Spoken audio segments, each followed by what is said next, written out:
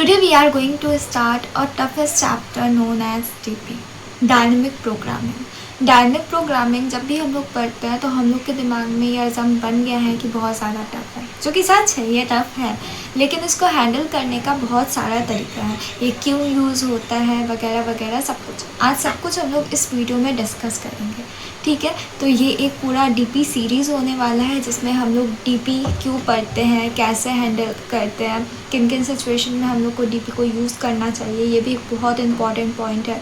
तो ये सब कुछ चीज़ों को हम लोग देखने वाले हैं आज इस लेक्चर में। इसके आने वाले वीडियो में हम लोग डीपी रिलेटेड बहुत सारे क्वेश्चन सॉल्व करने वाले हैं, ठीक है। तो चलिए शुभ आरंभ करते हैं अपने इस डीपी के पूरे सीरीज़ का। So let's begin. जब हम लोग बात करते हैं डीपी का यानी डायनेमिक प्रोग्रामिंग का, तो डीपी के बारे में बात करने के पहले हम लोग क्या करते हैं, एक बेसिक आइडिया ले लेते हैं कि डीपी कैसे काम करता है। इसके लिए मैं सबसे इजी एग्जांपल लेने वाली हूँ फिबोनाची सीरीज़ का, ठीक है। तो फिबोनाची सीरीज़ में क्या होता है, सबसे पहले मान लीजिए मैंने लिखा 0, ठीक है, उसके बाद मैंने लिखा 1। तो 0 और 1 का जो सम होता है वो होता है 1, ठीक है। तो इन दोनों का सम होता है ये, तो इसलिए 1 आया।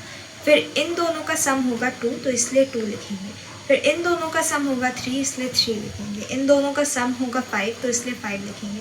एंड 3 + 5 क्या होता है, 8, तो इसलिए हम लोग 8 लिखेंगे, ठीक है। एंड सो ऑन, और ये चलते रहेगा। इसी को फिबोनाची सीरीज़ कहते हैं। और नॉर्मली हम लोग इसको सॉल्व करने के लिए रिकर्सिव अप्रोच का यूज़ करते हैं, जहाँ पे हम लोग एक बहुत फेमस फार्मूला यूज़ करते हैं जिसको रिकर्शन फार्मूला कहते हैं, जिसके according Fibonacci series equal to f(n-1) + f(n-2), ठीक है। ये रिकर्शन से आया है। और डायनेमिक प्रोग्रामिंग को स्टार्ट करने के पहले आपके पास थोड़ा सा रिकर्शन का आइडिया होना चाहिए, अदरवाइज़ मैं भी रिकर्शन को जितने अच्छे तरीके से यहाँ समझा सकती हूँ मैं समझाऊंगी, प्लस मैं डीपी को भी समझाऊंगी ताकि आपको किसी भी तरह का कन्फ्यूज़न ना हो और कहीं और ना जाना पड़े, ठीक है। फिर भी आपके पास अगर थोड़ा सा रिकर्शन का बेसिक आइडिया पहले से होगा तो वो आपके खुद के लिए अच्छा होगा, ठीक है। तो चलिए शुरू करते हैं। अगर मान लो यहाँ पर f(n) दिया हुआ है, तो फॉर एग्जांपल मैं यहाँ पर n का वैल्यू 6 मान लेती हूँ, ठीक है। तो मान लो मेरा 6 है, ठीक है। तो अब यहाँ पर 6 - 1 कितना होता है, 5, एंड 6 - 2 कितना होता है, 4। तो ये रिकर्सिव ट्री क्रिएट करेगा, ठीक है। यहाँ पर जाएगा 4, 5 एंड 4। देन ये 5 टूटेगा 4 एंड 3 में। देन ये 4 टूटेगा 3 एंड 2 में। देन ये 3 टूटेगा 2 एंड 1 में। एंड ये 1 टूटेगा in its base case 1 and 0, ठीक है। और यहाँ पर 1 पहले से ही बेस केस है तो कुछ नहीं होगा। फिर ये 2 टूटेगा 1 एंड 0 में। फिर ये 3 टूटेगा 2 1 में। एंड ये 1 टूटेगा 2 टूटेगा 1 एंड 0 में। देन यहाँ पर सेम चीज़ 4 के लिए होगा, 3 2 2 होगा 1 एंड 0, एंड यहाँ पे होगा 2 1, यहाँ पर 1 एंड 0, ठीक है। तो ये जो पूरा ट्री अभी हम लोगों ने देखा है या अभी हम लोगों ने फॉर्म किया, ये है मेरा पूरा रिकर्शन ट्री, ठीक है। और इसके अकॉर्डिंग हम लोगों ने ये रिकर्सिव ट्री बनाया है, ठीक है। अब इस रिकर्सिव ट्री के अकॉर्डिंग किस तरीके से रिकर्शन में चीज़ें काम करती हैं, तो ऐसे काम करती हैं, ठीक है। पहले ऐसे गई, फिर ऐसे गई, फिर ऐसे गई, एंड सो ऑन, ऐसे ऐसे करके ये चली जाते रहेंगे, ठीक है। अब अगर आप लोग ध्यान से देखो तो कौन क्या रिटर्न करेगा, हम लोग वो देख लेते हैं। अगर हम लोग 1 का बात करें तो ये 1 रिटर्न किया, ये 0 रिटर्न किया, एंड 1 + 0 कितना होता है, 1। तो ये जो 2 रिटर्न करेगा वो होगा 1, एंड यहाँ पर पहले से ही 1 है। तो 3 जो रिटर्न करेगा वो होगा 2, यानी कि थर्ड पोजिशन पर 2 आ रहा था। देखो यहाँ पर थर्ड पोजिशन पर 2 आ रहा है कि नहीं, सो 0 1 2 3 आ रहा है 2, ठीक है। उसके बाद ये 2 क्या रिटर्न करेगा, 1 + 0। तो 1 + 0 कितना होता है, 1। तो ये 2 अगेन 1 रिटर्न कर देगा। देन 2 + 1 3 होता है, तो 4 रिटर्न कर देगा 3। एंड उसके बाद ये 4 3 रिटर्न किया, पर इस तरफ में ये 3 है, तो यहाँ पर क्योंकि ये 3 है तो 1 एंड 0 इसके पास अगेन सेम चीज़ आया। अगेन सेम चीज़ आया कहने का मतलब ये है कि इसके पास अगेन 1 आया। अब ये यहाँ पर से 1 रिटर्न करेगा, तो 3 1 + 1 यहाँ पर से इसको 2 रिटर्न कर देगा, ठीक है। एंड यहाँ पर से 3 + 2 5, तो 5 मेरा 5 रिटर्न करेगा, ठीक है। यहाँ पर से 5 मेरा 5 रिटर्न कर दिया। एंड यहाँ पर अगर जोड़ोगे तो ये 1 1 2, ये 2 रिटर्न करने का सिचुएशन में आया। यहाँ पर भी 1 ये रिटर्न करेगा, यहाँ पर 2 + 1 3 तो ये 3 रिटर्न कर देगा।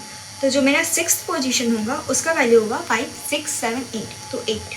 ठीक है, यहाँ पर भी हम लोग देख सकते हैं कि 6th पोजीशन पे हम लोगों को 8 मिल रहा है। ठीक है, तो इस तरीके से नॉर्मली हम लोग रिकर्सन के हेल्प से हम लोग निकालते हैं हम लोगों का फिबोनाची सीरीज। चलो इसे कोड करके भी देख लेते हैं कि किस तरीके से हम लोग उसको कोड करते हैं। तो चलो अब यहाँ पर बैठ करके हम लोग रिकर्शन का कोड लिखते हैं। ठीक है, तो यहाँ पर सबसे पहले तो हम लोग को n का वैल्यू डिफाइन करना होता है। तो यहाँ पर n का वैल्यू कितना है, यहाँ पर हम n का वैल्यू कंसीडर कर लेते हैं फिलहाल के लिए 6। ठीक है, हम लोगों ने 6 के ऊपर लगा। उसके बाद मैं क्या कर रही हूँ, एक फिब को कॉल कर दे रही हूँ। ठीक है,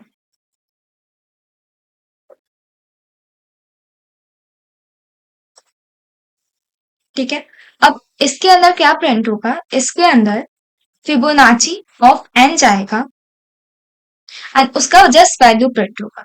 ठीक है, अब हम लोग को एक फिब बनाना पड़ेगा। तो अब चलो यहाँ पर एक फिब बना लेते हैं। तो यहाँ पर मैं बना लेती हूँ स्टैटिक, क्योंकि ये एक इंट वैल्यू रिटर्न कर रहा है तो इंट फिब। ठीक है, अब इस फिब के अंदर क्या आएगा, इस फिब के अंदर इसका n का वैल्यू आएगा। सो आई राइट इंट n। ठीक है, अब बेस क्या केस क्या देखा था हम लोगों ने, 1 होगा या 0 होगा तो वो बेस केस था। तो अगर इफ n इक्वल टू 1 और n इक्वल टू 0, उस पॉइंट पे हमें वही पॉइंट मतलब वही रिटर्न कर देना है। तो हमको उस पॉइंट पे n को ही रिटर्न कर देना है। ठीक है, अदरवाइज यहाँ पर आना है, यहाँ पर आने के बाद हमें क्या प्रिंट करवाना है, हमें रिटर्न करना है fib of n-1 plus fib of n-2। तो यहाँ पर से हम उसी को रिटर्न कर देंगे, fib of n-1 plus fib of n-2।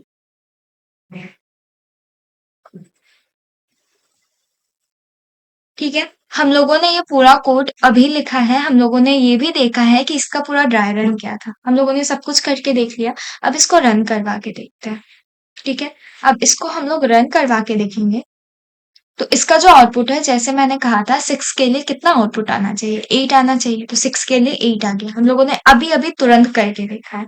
ठीक है, पर यहाँ पर प्रॉब्लम क्या है, यहाँ पर प्रॉब्लम ये है कि बहुत देर ले रहा है, यानी कि यहाँ पर जो इसका टाइम कॉम्प्लेक्सिटी है फिबोनाची सीरीज का, वो रिकर्शन के वजह से एक्सपोनेंशियल जा चुका है। यानी कि यहाँ पर इसका जो टाइम कॉम्प्लेक्सिटी है वो एक्सपोनेंशियल है। और क्या हम लोग इतना अफोर्ड कर सकते हैं, तो आंसर है नहीं। और क्या इसको किसी तरीके से हैंडल करा जा सकता है, तो आंसर है हाँ, करा जा सकता है। That's why DP arrives. अब देखोगे कैसे, ये बहुत ही सिंपल एग्जांपल है, मैं इसे एक्सप्लेन करती हूँ। इस पर आने के बाद हमें ये चीज समझ आता है कि हम लोग यहाँ पर ट्री बनाए थे। कि यहाँ पर हम लोगों ने जो भी ट्री बनाया था, जैसे मैं इसको हटा देती हूँ, ये सबको हटा देती हूँ, या नहीं, इसको एक काम करती हूँ, इसको रहने देती हूँ, इसको हटाती हूँ, और ये सब ऐसा कैसे।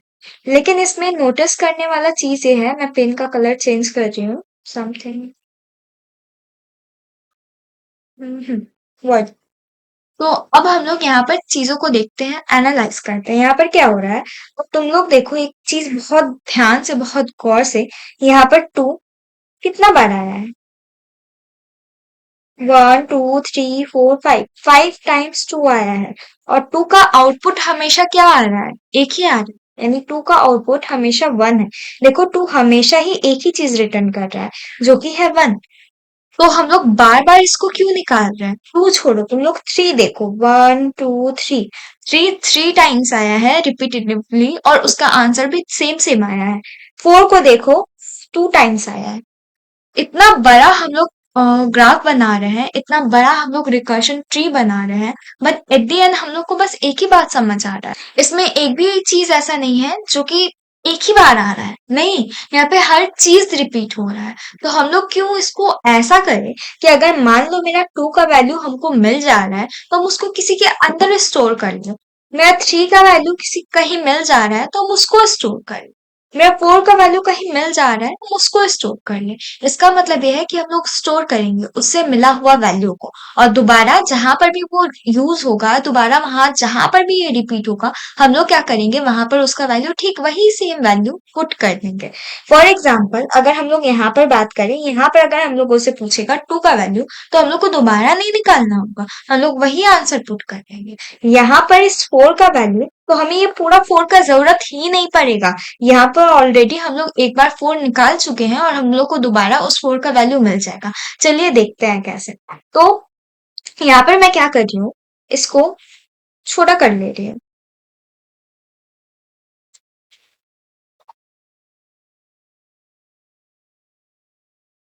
और अभी तक हो क्या रहा था, सबसे पहले हम लोगों को ये पता है कि 6 आ, उसके बाद 6 से इस तरफ से पहले चीजें आती। तो यहाँ पर 5 4 मैं लिख दे रही हूँ। 5 4 से यहाँ पर 4 3 लिख दे रही हूँ। 4 से यहाँ पर 3 2 आ जा रहा है। 3 से यहाँ पर 2 1 आ जा रहा है। एंड 1 से यहाँ पर 1 एंड 0 आ जा रहा है। ठीक है। तो अगर हम लोग ये 1 एंड 0 को सम करेंगे तो हम लोग को क्या मिलेगा, 1 एंड 0 को सम करेंगे तो हम लोग को 1 मिलेगा, यानी कि 2 यहाँ पर 1 रिटर्न कर रहा है। ठीक है। और हम लोग क्या करेंगे, यहाँ पर इस तरीके से एक बॉक्स बना लेंगे। ठीक है। एक हम लोग एक स्पेस ले रहे हैं, एक एरे स्पेस ले लेते हैं। इस एरे स्पेस में हम लोग क्या करेंगे, इसका आप लोग को जो नाम लेना है रखना है रखिए। और हम यहाँ पर 0 से लेकर के 6 तक का जगह बनाएंगे, 0 1 2 3 4 5 एंड 6। ठीक है। अब हम लोग 0 से लेकर के 6 तक का जगह बना चुके हैं। उसके बाद आगे क्या होगा, यहाँ पर 0 1 पोजीशन का कुछ नहीं है, क्योंकि ये दोनों बेस केस है, तो इसके लिए कोई स्पेस नहीं हो रहा है, इसके लिए कुछ भी नहीं। बट 2 के लिए रिटर्न होकर के एक वैल्यू आया, जो था 1। ठीक है। अब जैसे ही 2 के लिए जो वैल्यू रिटर्न होकर के आया, जो वैल्यू था 1, तो हम क्या करेंगे, यहाँ पे जस्ट वही 1 को, आई मीन से 2 वाले प्लेस पे वही 1 को लिख देंगे। ठीक है, 2 वाले घर पे। अब हम लोग क्या करेंगे, आगे बढ़ेंगे। अब मेरा 3 एंड 2 आया। अब हमको 2 के लिए अलग से इसको तोड़ के लिखने का जरूरत नहीं है। हमको यहाँ पर से पहले से ही वैल्यू मिल गया है कि 2 के अंदर 1 है। तो ये क्या करेगा, सीधे 1 रिटर्न कर देगा। और ये क्या रिटर्न करेगा, 1 प्लस 2, यहाँ पर से 2। और 3 के घर से क्योंकि 2 मिल रहा है, तो हम क्या करेंगे, 3 के घर में पहले ही 2 रख देंगे। ठीक है। उसके बाद अब 4 वाला सिचुएशन आया। 4 से क्या रिटर्न होके गया, 2 प्लस 1 3। तो इसलिए 4 से मेरे पास 3 गया। तो हम 4 के अंदर क्या स्टोर कर लेंगे, 3 स्टोर कर लेंगे।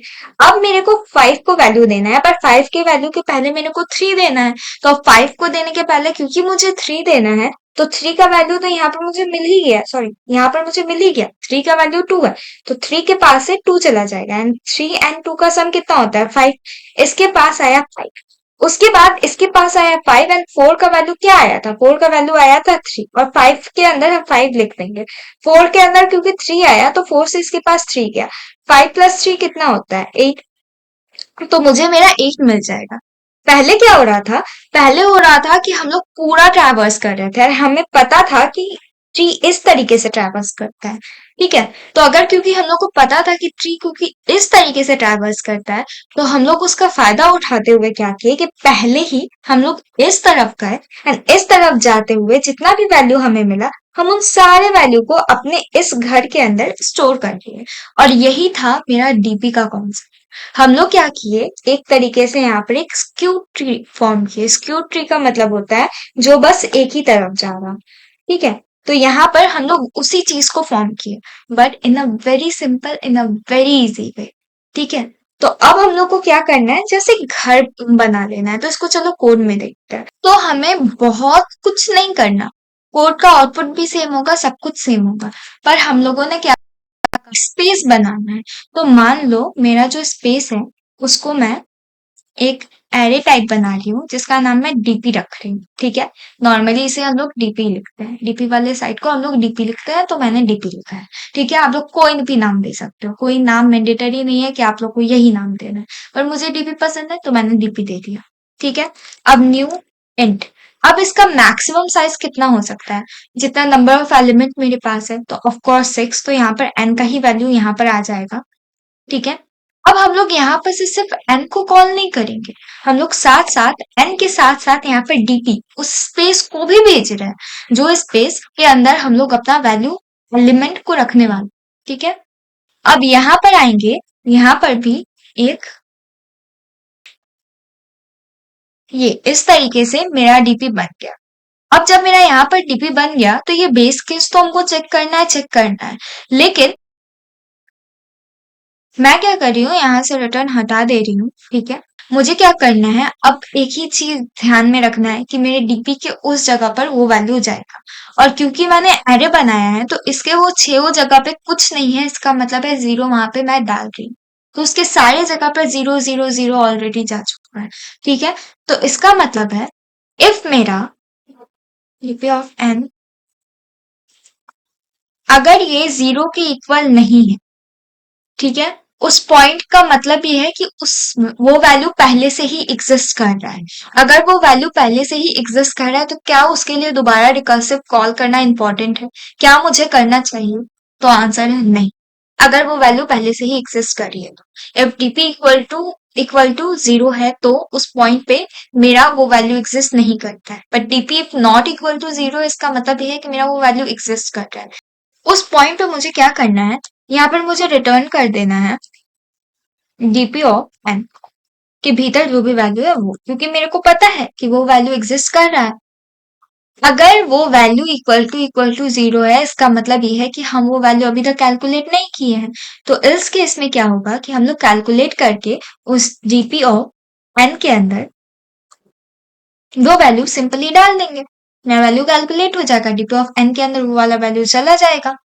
उसके बाद हम क्या करेंगे, हम रिटर्न कर देंगे डीपी ऑफ एन को। लेकिन यहाँ पर एक चीज चेंज होगा, जिस तरीके से यहाँ पर तुम फिफ्थ को देखो, जो एरर आया है ये एरर सिंटैक्स एरर है। कहने का मतलब ये है कि यहाँ पर क्योंकि इंट एंड डीपी आ रहा है तो मुझे भी तो यहाँ पर से अपने डीपी को इसके साथ साथ भेजना होगा। तो मैं क्या करूंगी, कॉमा डीपी कर दूंगी, यहाँ पर भी क्या करूंगी, कॉमा डीपी कर दूंगी। अब मैं सेम चीज को रन करवाऊंगी, ठीक है, सेम चीज को रन करवाऊंगी, आउटपुट में कोई चेंजेस नहीं होगा। इंडेक्स आउट ऑफ बाउंड जा रहा है।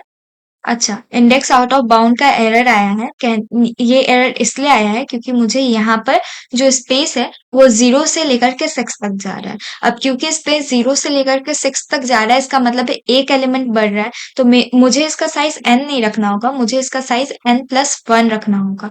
अब मैं क्या करूंगी, इसे रन करूंगी। जैसे ही जिस पॉइंट पे मैंने इसे n+1 करा, आप लोग देख सकते हो इसका आउटपुट 8 ही आया है। तो क्योंकि इसका आउटपुट 8 ही आया है तो इसका मतलब ये है कि हम लोगों ने अपना पहला डीपी का कोड इम्प्लीमेंट कर लिया, ठीक है। ये तो हम लोगों को बहुत अच्छे तरीके से समझ आया कि हम लोगों ने डीपी को ऐसे कर लिया। लेकिन क्या हर जगह पर हम लोग को डीपी यूज करना चाहिए, या क्या हम लोग हर जगह पर डीपी यूज करते हैं? तो उसका सिंपल आंसर है नहीं। हम लोग डीपी हर जगह पर यूज नहीं करते हैं, हम लोग डीपी स्पेसिफिक केसेस पे यूज करते हैं। जैसे ऑप्टिमल सॉल्यूशंस के लिए, फॉर एग्जांपल आप लोगों को किसी का मीन निकालना है, आप लोगों को किसी का मैक्स निकालना है, आप लोगों को लार्जेस्ट निकालना है, इस तरह के ग्रीडी पॉइंट्स के लिए हम लोग डीपी का यूज करते हैं। प्लस जहां पर रिपीटेशन आ रहा हो, जहां पर हम लोगों को समझ आ रहा हो कि एक आंसर बार बार निकल रहा है, ठीक है। तो यही दो पॉइंट है जिसको हम लोग को ध्यान में रखना है। पहला पहला क्राइटेरिया ये है कि मीन मैक्स लार्जेस्ट इस तरह का कुछ ग्रिडी टाइप चीज होना चाहिए।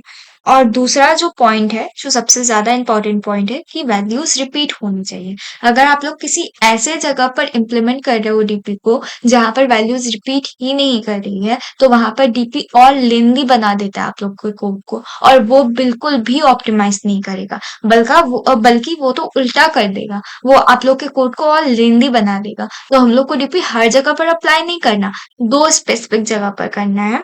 पहला मतलब ये दो इंपॉर्टेंट केस है जहां पर मीन मैक्स लार्जेस्ट दिया हो, एंड दूसरा जहां पर इस तरह का कोई कंडीशन अराइव हो रहा हो, जैसे यहाँ पर हुआ था, बार बार एक ही चीज का रिपीटेशन हो रहा था। और हम लोगों ने जिस टेक्निक को अभी यूज किया है इस फिबोनाची सीरीज को सॉल्व करने के लिए, इस टेक्निक को मेमोआइजेशन कहते हैं। मेमोआइजेशन एक ऐसा अप्रोच है जहां पर हम लोग एक रिकर्शन में इम्प्लीमेंट करते हैं अपने एक एक्सेस स्पेस को, जिस स्पेस को यूज करके हम लोग अपना स्पेस मतलब अपना टाइम कॉम्प्लेक्सिटी डिक्रीज करते हैं। जैसे यहाँ पर अगर आप लोग फिबोनाची का कोड देखो तो यहाँ पर पहले क्या हो रहा था, एक्सपोनेंशियल टाइम कॉम्प्लेक्सिटी जा रहा था, but sudden because of screw tree ये अचानक से बन गया मेरा ऑर्डर ऑफ एन। ठीक है, तो इससे हम लोग को ये समझ आया कि कैसे केसेस पे यूज करना है। डीपी क्या होता है? डीपी कुछ नहीं है, बस एक ऑप्टिमल रिकर्शन। ठीक है, और हम लोग किस केसेस पे यूज करते हैं। आगे आने वाले वीडियो में हम लोग बहुत कुछ देखेंगे, knapsack to longest common subsequence से लेकर के सब कुछ। तो प्लीज अगर आप लोग इस सीरीज को ज्वाइन करते हो तो please join it, watch all the videos, like share and subscribe. Thank you.